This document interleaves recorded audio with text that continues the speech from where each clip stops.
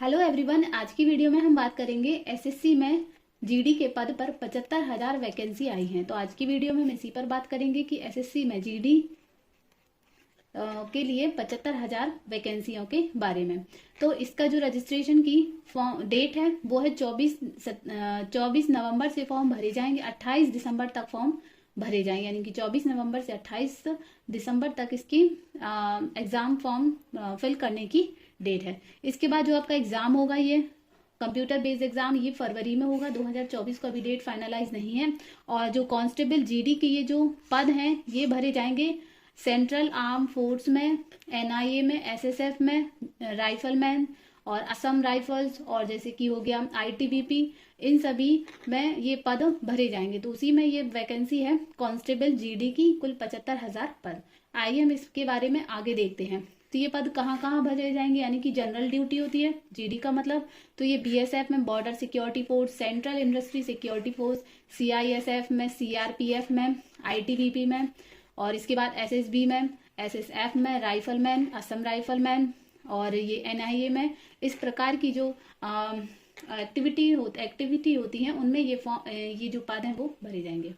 ठीक है, इसके बाद इसमें हम देख लेते हैं पे स्केल देखते हैं। इसमें दो प्रकार के पद हैं, एक लेवल 1 का है और एक लेवल 3 का है। तो जो लेवल 1 का है उसमें जो सैलरी है वो 18,000 रुपए पर मंथ बनेगी, 18,000 से 56,900 रुपए तक। और जो लेवल 3 की जॉब, मतलब जो लेवल 3 की जो वैकेंसी है उसमें 21,700 से शुरू होगी पर मंथ, और 69,100 रुपए इसकी सैलरी होगी। अब हम जान लेते हैं वैकेंसीज के बारे में।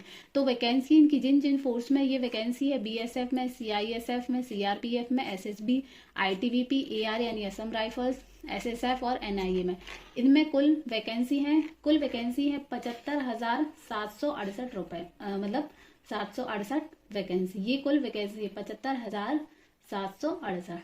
अब इसमें जो मेल के लिए पद हैं, फीमेल के लिए, तो इसमें सब में SC ST वाले, ओबीसी, सब प्रकार की इसमें पद है। ठीक है, और इसमें अब हम देख लेते हैं एज लिमिट देख लेते हैं।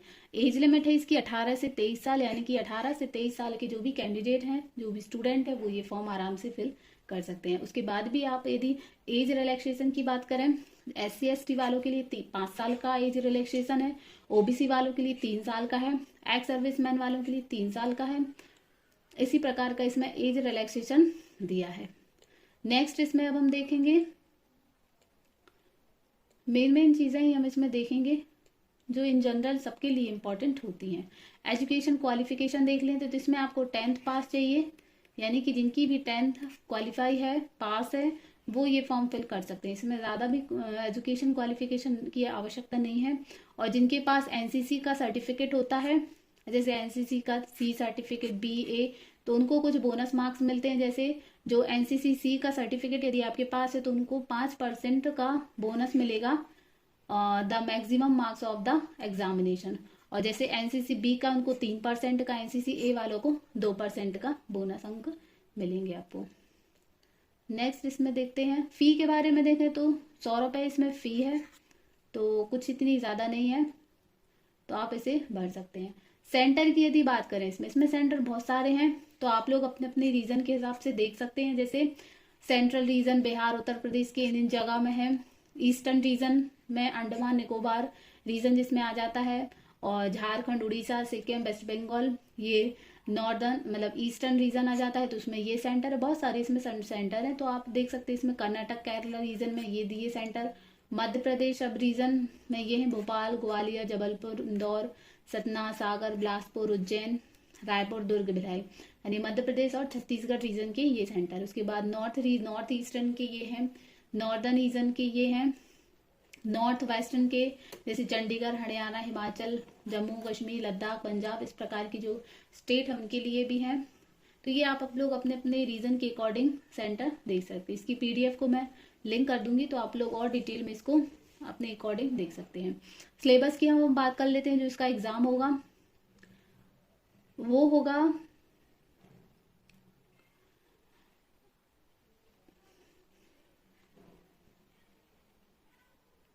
जो आपका सिलेबस होगा उसमें आपको पार्ट A आएगा, उसमें जनरल इंटेलिजेंस रीजनिंग के क्वेश्चन आएंगे। पार्ट B में जनरल अवेयरनेस के क्वेश्चन आएंगे। पार्ट सी में मैथमेटिक्स के और पार्ट डी में हिंदी या इंग्लिश के क्वेश्चन आएंगे।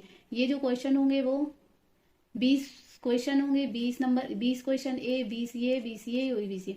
इस प्रकार से आपके कुल जो क्वेश्चन होंगे वो 80 क्वेश्चन होंगे और 40-40 मार्क्स का पर सेक्शन होगा और कुल पेपर जो होगा आपका वो होगा 160 नंबर का। 160 नंबर का पेपर होगा, 80 कुल क्वेश्चन होंगे, 2 नंबर का एक क्वेश्चन होगा। 1 घंटे का समय आपको इसमें मिलेगा। माइनस मार्किंग भी होगी इसमें, 0.5 की इसमें माइनस मार्किंग है। इसके बाद देखते हैं इसमें डिटेल सिलेबस भी दिया है। जैसे इसमें टॉपिक दिए हैं, हर एक सेक्शन के हर एक पार्ट का इसमें थोड़ा इसका डिटेल में ये दिया है, सिलेबस टाइप का टॉपिक दिए इसमें। तो ये आप लोग देख लेना कि क्या क्या है। जैसे जनरल नॉलेज में आ जाएगा आपका economic section, general polity, history, culture, geography, Indian constitution, scientific research, इस प्रकार का इसमें दिया हुआ है। इसी प्रकार से ये मैथमेटिक्स का दिया है, हिंदी इंग्लिश का भी दिया है। अब इसका एक प्रोसीजर होगा, मतलब एक प्रोसेस होगी इसमें क्वालिफाई करने की।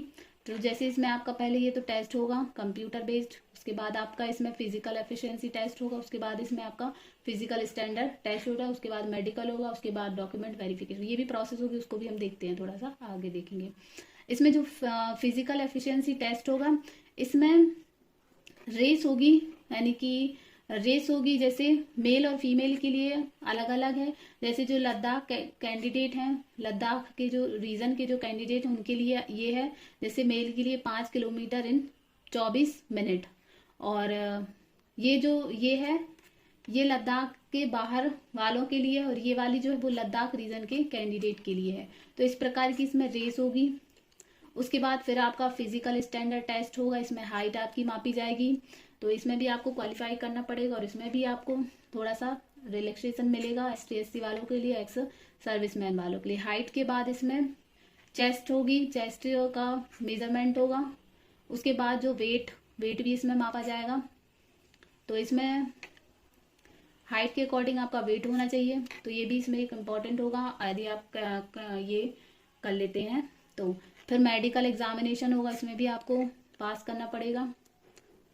उसके बाद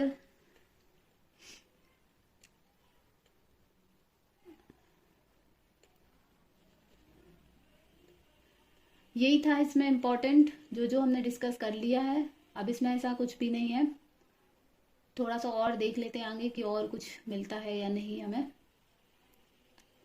तो फिर इसमें तो ये सब इन जनरल बातें ही लिखी हुई हैं।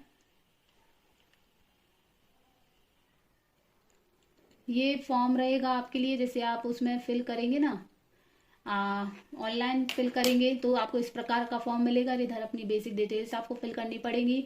उसके बाद इसमें आपको ये पूरी डिटेल्स इसमें फिल करनी पड़ेंगी।